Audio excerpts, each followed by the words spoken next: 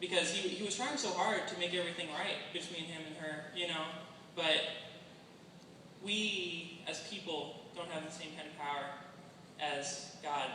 And he said on his wedding day it was one of the most peaceful days in his life because he was just blown away by how everything worked together, how God had orchestrated everything. About 3 or 4 years after that, I came along, and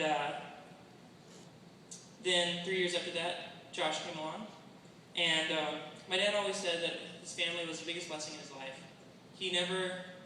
My dad didn't want a family because he didn't want kids. He was really afraid that they would turn out like him, and I'm honestly happy to say that we have turned out a lot like him. It was just he had such low self-esteem and such a bad image of himself, especially at that age, that he was afraid to have kids. But he used to always, one of his things he would tell us all the time was that he'd be like, I have the 2 best boys in the world, and he said it so much, how much he loved us and my mom, that it almost became,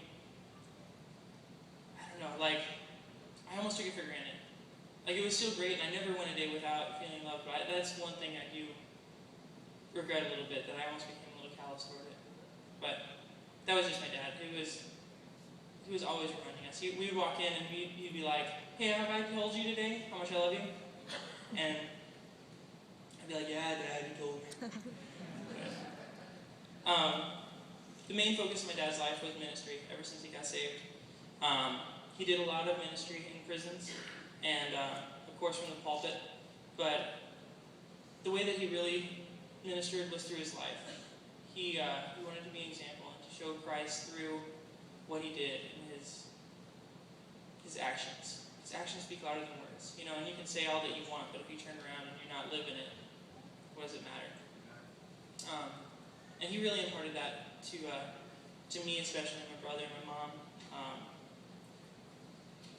That's the way that I want to use my ministry, is through my life.